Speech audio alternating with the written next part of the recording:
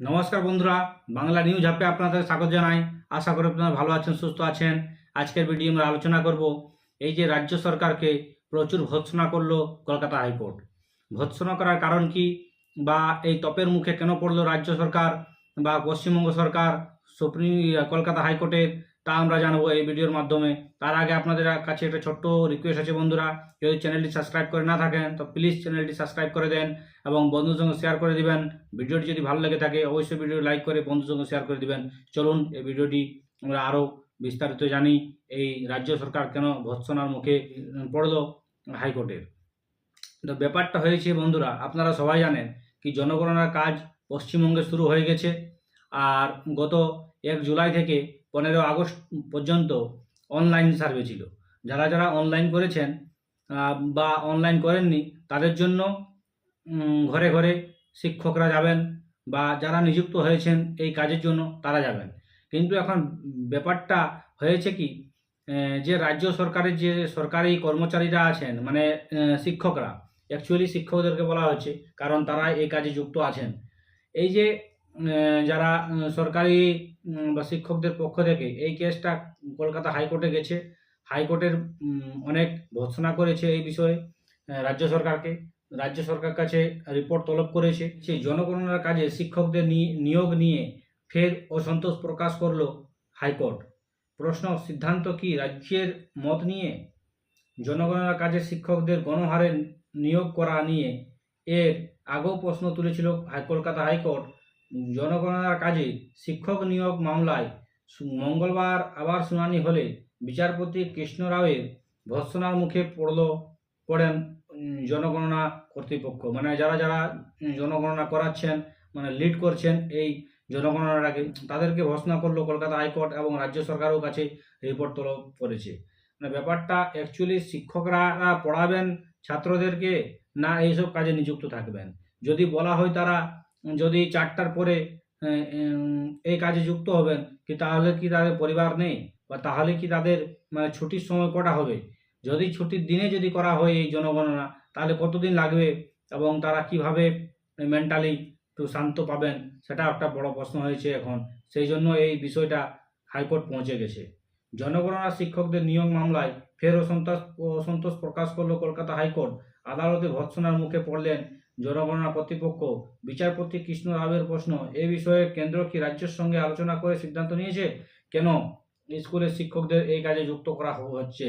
উল্লেখ্য, জনগণনার কাজে শিক্ষকদের গণহারে নিয়োগ করা নিয়ে এর আগেও প্রশ্ন তুলেছিল হাইকোর্ট। সে সময় আদালতের পর্যবেক্ষণ ছিল একসঙ্গে বহু শিক্ষককে এই কাজে নিযুক্ত না করে কয়েকজন নিতে পারত রাজ্য।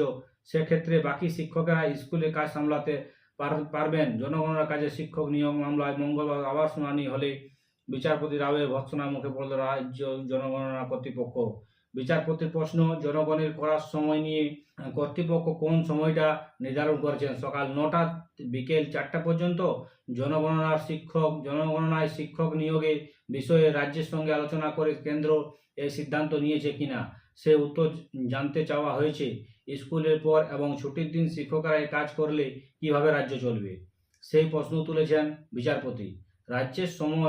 কাজের সময় বদলানো যায় কিনা সে বিষয়েও জনগণনা কর্তৃপক্ষের চিন্তা ভাবনা করার পরামর্শ দেওয়া হয়েছে হাইকোর্ট থেকে। কখন স্কুল করবেন, কখনই বা বাড়ি যাবেন, জনগণনার কাজে শিক্ষকদের নিয়োগ নিয়ে রাজ্যকে প্রশ্ন হাইকোর্ট করেছে। এটা এখন অনেক বড় প্রশ্ন। এই জনগণনার কাজ করবে কে, বা এই কাজে যারা নিযুক্ত হচ্ছেন শিক্ষকরা, তারা স্কুল কিভাবে চালাবেন? এইভাবে তো যারা ছাত্রছাত্রীরা পড়ছেন স্কুলে, তাদের একটা পড়ার উপর অনেক ব্যাঘাত আসবে। বিচারপতির মন্তব্য, এই কাজের সময় যিনি নির্ধারণ করেছেন তাকে আজ কোর্টে আসতে বলুন। স্কুলের সময় তাহলে কি হবে? এইভাবে কাজ হবে? এই মামলার জন্য একজন সঠিক অফিসার নিয়োগ করে আদালতে পাঠাতে রাজ্য ব্যর্থ হচ্ছে বলে মন্তব্য করেছেন বিচারপতি। কেন্দ্রের উদ্দেশ্যে বিচারপতি জানান, একটা নোটিশ জারি করা হয়েছে, এটা নিয়ে রাজ্যের সঙ্গে কোনো আলোচনা করেছে তারা? স্কুলের সময় কি তারা জানেন না? এরপরেই তিনি বলেন, 20 জন শিক্ষকের মধ্যে 5 জন জনগণনার কাজে যুক্ত করুন, বাকি 15 জন স্কুল চালাবেন, নইলে কাজের সময় নির্ধারণ করুন। আদালতে পর্যবেক্ষণে শিক্ষক না নিয়ে পুরসভা, পঞ্চায়েত থেকে এবং শিক্ষাকর্মী নন টিচিং নিয়োগ করে কাজ করানো হোক।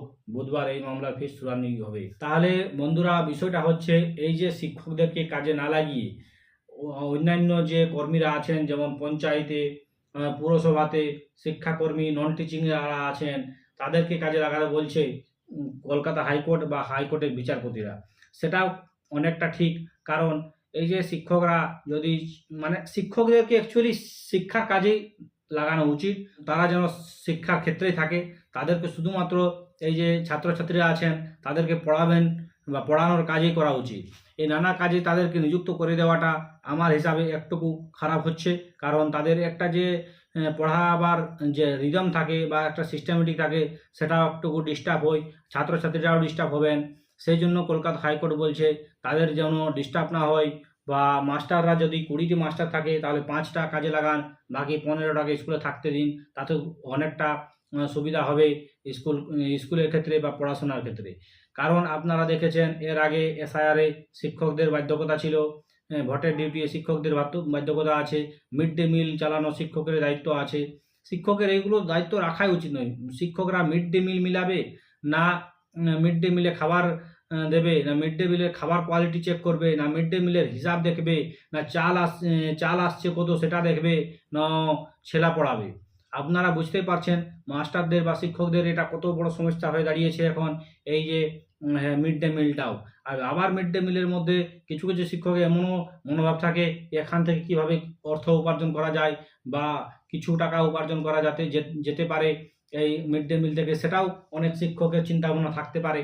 এখন প্রশ্ন হচ্ছে কি, তারা এইসব কাজে যদি যুক্ত করা হয় তাদেরকে, তাহলে যে আমরা সরকারি স্কুলে একটা পড়ালেখার একটা এনভায়রনমেন্ট থাকা উচিত, সেটা আমরা পাচ্ছি না, বা আমাদের ছেলেপুলেরা সেই এনভায়রনমেন্ট পাচ্ছে না। কারণ তাদের যে শিক্ষক তারা অন্যান্য নানা কাজে ব্যস্ত থাকছেন, তাদের একটা যে মেন্টালিটি থাকে পড়াশোনা করাবার, সেটা নষ্ট হয়ে যায় তাদের যদি এক্সট্রা চাপ দিয়ে দেওয়া হয়। তাহলে যদি সরকারের অর্ডার থাকে বা রাজ্য সরকারের অর্ডার থাকে এই কাজে শিক্ষকরা নিযুক্ত হতে হবে, তারা বাধ্য আছেন, তাদেরকে হতেই হবে। আর তাদের কিছু আসে যায় না, তাদের শুধুমাত্র বেতনটা পেলেই হলো, তারা বেতন পাবেই যেখানেই কাজ করুক। কিন্তু সমস্যাটা হয়ে যাবে যে ছেলেমেয়েরা গ্রামের বা গরিব ছেলেমেয়েরা সরকারি স্কুলে যান, তাদের ক্ষেত্রে তারা সঠিক শিক্ষা পাবেন না, সঠিক মাস্টার পাবেন না। এই যে অনেক দুর্নীতি পরে এই যে 26,000 শিক্ষক বাতিল, এখন নিয়োগ প্রায় বন্ধ, কোনো নিয়োগ হচ্ছে না। পঞ্চায়েতে বলুন, পুরসভায় বলুন, এই শিক্ষক বলুন, কোনো ক্ষেত্রেই এখন নিয়োগ নেই। এখন টিচারের এমনিতে অনেক ঘাটতি আছে স্কুলে, সব জায়গায় এমপ্লয়মেন্টের ঘাটতি আছে। এবার এত কাজের চাপ। আমি বিশেষ করে বলবো যারা এই যে শিক্ষকরা আছেন বা শিক্ষকদেরকে সম্পূর্ণ তাদের কাজেই ছেড়ে দেওয়া উচিত।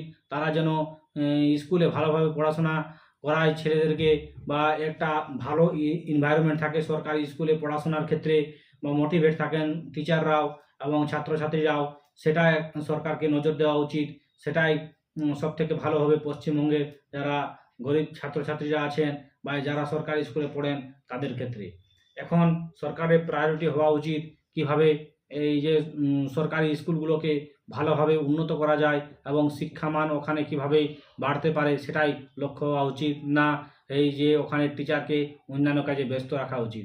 এই জনগণনার কাজ অন্য কর্মীদের দ্বারাও হয়ে যাবে যদি শিক্ষকদেরকে না নিয়েও যদি হয়, তাহলেও হবে, কিন্তু তাতে কিছু অসুবিধা হবে না।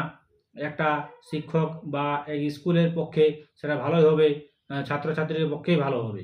সেই জন্য এখানে হাইকোর্ট হস্তক্ষেপ করেছে এই ঘটনাতে, এবং হাইকোর্ট বলেছে কি যদি 20 জন শিক্ষক থাকেন তার মধ্যে 5 জনকে নেওয়া হোক, 15 জনকে স্কুলের মধ্যেই থাকতে দেওয়া হোক, তাহলে তাদের সুবিধা হবে।